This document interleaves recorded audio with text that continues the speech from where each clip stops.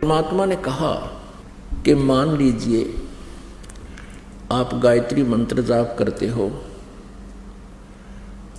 और वो कहता था जी मैं 1,00,000 मंत्र जाप किए मैंने गायत्री के, ऐसा मैंने अपना वो बना रखा था, 1,00,000 मंत्र गायत्री के जाप किए एक विशेष अनुष्ठान में, बाकी तो करता ही रहता था। अब परमात्मा ने समझाया कि भले बुद्धू आदमी तू, अब जैसे वेदों में पूर्ण परमात्मा कबीर देव जी की महिमा लिखी हुई है, उसके गुण लिखे हैं, जैसे कि कहीं पर बिजली, इस इलेक्ट्रिसिटी की विशेषता, उसके गुण लिखे हों, उन गुणों में क्या लिखा होता है कि इलेक्ट्रिसिटी बिजली का कनेक्शन लेने वाले को क्या क्या लाभ होते हैं। वो पंखा चलेगा, ट्यूब जगा देगी, जगमग कर देगी घर को, रोशनी देती है बिजली, पंखे चला देती है, कूलर चला देती है, दूध बिलो देती है, रड़क देती है, मक्खन निकाल देती है, और जमीन से जल निकाल देती है, आदि आदि उसके गुण लिखे हैं। अब उन गुणों को कोई व्यक्ति 1,00,000 बार पढ़ ले, जाप कर ले, बार बार उसकी आवृत्ति करता रहे, रेपिटेशन करता रहे, रिपीट करता रहे, क्या लाभ होगा? उससे ये लाभ होगा कि उसको बिजली के गुणों का ज्ञान हो जाएगा कि बिजली ऐसा ऐसा करती है। लेकिन वो बिजली ऐसा करती कैसे है? जो गुण बिजली के लिखे हैं वो प्राप्त कैसे होंगे? उसके पढ़ने मात्र से नहीं होंगे, उसमें लिखे हुए अनुसार करने से प्राप्त होंगे। वो कैसे होंगे? आप जी ने बिजली का कनेक्शन लेना होगा, मीटर लगवाना होगा, उसके लिए प्रोसीजर सारा अपनाना होगा,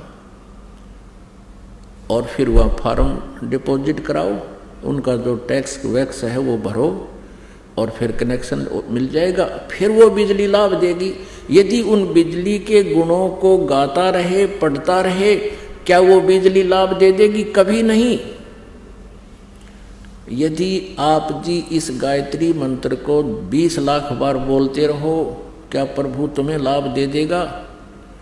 उसमें जो लिखा है कि उस परमात्मा का ध्यान करो, उस परमात्मा की भक्ति करो। केवल एक मंत्र से परमात्मा की महिमा स्पष्ट नहीं होती। जैसे कि यजुर्वेद अध्याय नंबर 40 के श्लोक मंत्र नंबर 10 से लेकर 13 में स्पष्ट किया है इस वेद ज्ञान दाता ने। जो गीता ज्ञान दाता है वही वेद ज्ञान बोल रहा है, क्योंकि पूर्ण परमात्मा ने, परम अक्षर ब्रह्म कबीर देव जी ने इस ब्रह्म के अंतःकरण में, इस ज्योति निरंजन काल के अंतःकरण में ये 5 वेद फीड कर दिए थे। इसने 5वां वेद सूक्ष्म वेद नष्ट कर दिया, क्योंकि उसमें पूर्ण परमात्मा के पाने की विशेष व्याख्या थी। इसने इस डर से उसको नष्ट कर दिया कि कहीं इनको अपने पिता का पता लग जावे, अपने मूल स्थान का ज्ञान हो जावे, और फिर यहाँ से भाग जाएंगे। पुण्यात्माओं, आपका जिस दिन ये विशेष विश्वास हो जाएगा कि सचमुच वहाँ और स्थान है जहाँ हम रहते थे, और वहाँ कभी जन्म मृत्यु नहीं होती, और कोई काम नहीं, और कभी कोई कष्ट नहीं, किसी चीज़ का अभाव नहीं, तो उस समय यहाँ ना रहे इस पृथ्वी पर कोई भी। एक भक्त कहने लगा जी, यदि सभी सतलोक की भक्ति कर लेंगे परमात्मा की, और सभी सतलोक चले गए सारे, तो पृथ्वी पर कौन रहेगा? या तो खाली हो जाएगी। तो पता यहाँ तक ठेका ले रहे हम, ये खाली हो जाएगी तो कौन रहेगा? अरे ये इतने पत्थर घूमने लाग रहे, 8 ग्रह ऊपर घूमने लाग रहे, सारे खाली पड़े पत्थर। इन पृथ्वी से तो कई 1000 गुना, कई गुणे बड़े हैं। एक पत्थर यो भी घूमता रहेगा, हमने क्या ठेका ले रखे हैं धक्के खाने का।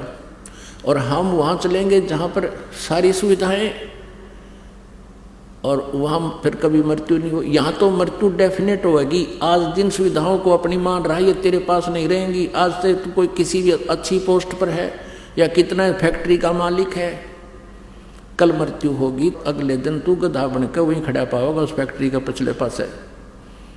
तो क्या सुविधा है ये तुम्हारी? तो फिर ये जब आपको विश्वास हो जाएगा, क्योंकि परमेश्वर का ये गॉड गिवन जो है ज्ञान है, किसी डूम बाट के गीत नहीं है ये कि उन्हें अपने स्वार्थवश सुखी महिमा बना रखी हो किसी की।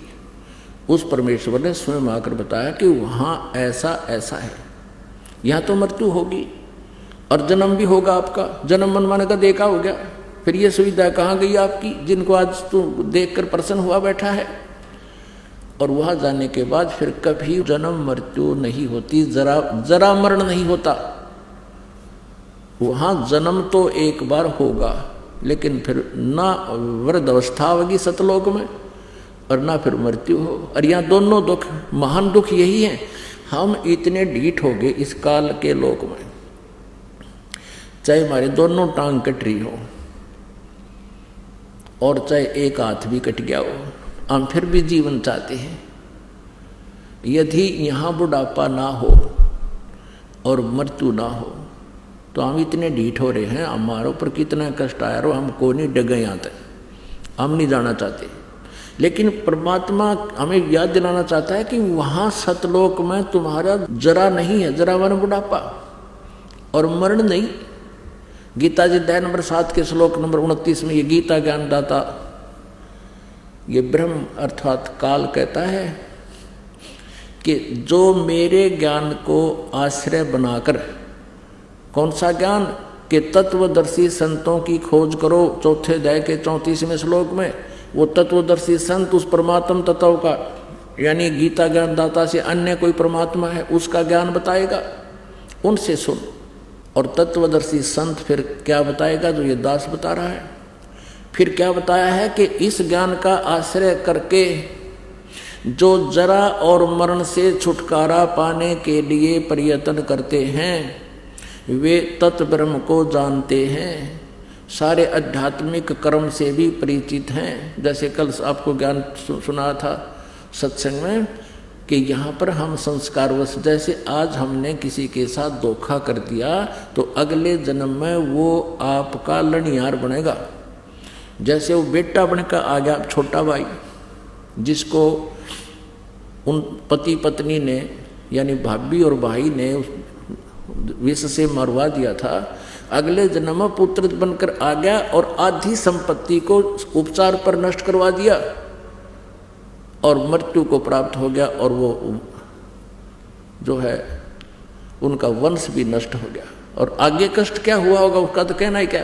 तो फिर वो जो व्यक्ति इस तत्व ज्ञान से परिचित हो जाएंगे, आध्यात्मिक शब्द कर्मों से परिचित हो जाएंगे, वे साधक फिर ऐसा जुल्म नहीं करेंगे, वो ऐसा पाप नहीं कर सकते। उनको विष दिखाई देगा, जैसे किसी बोतल में विष रखा हो और आपको पता है विष है, आप उसका हाथ भी ना लाओ और बल्कि और ऊंचे स्थान पर ऐसा रख दोगे, यानी किसी कारणवश कहीं रखा भी है किसी के, तो वो उसको छूने नहीं देगा अपने बच्चों को भी।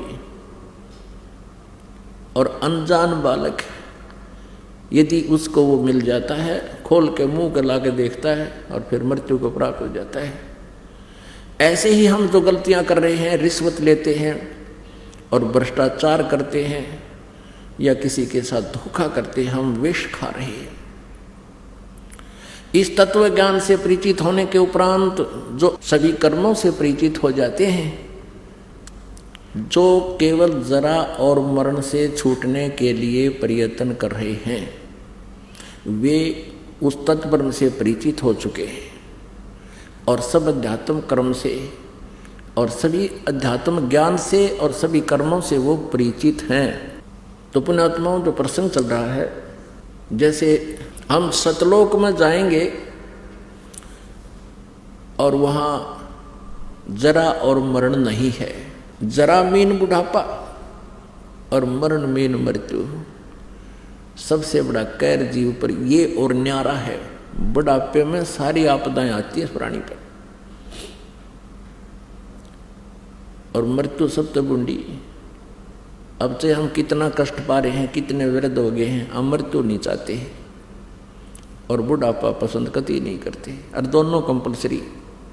यहाँ पर ऐसा क्यों नहीं चाहते? क्योंकि हम उस लोक से आए हुए हैं जहाँ पर ये दोनों नहीं थे, और वहीं हम चले जाएंगे तो ये दोनों समाप्त होंगे, अन्यथा नहीं हो सकते।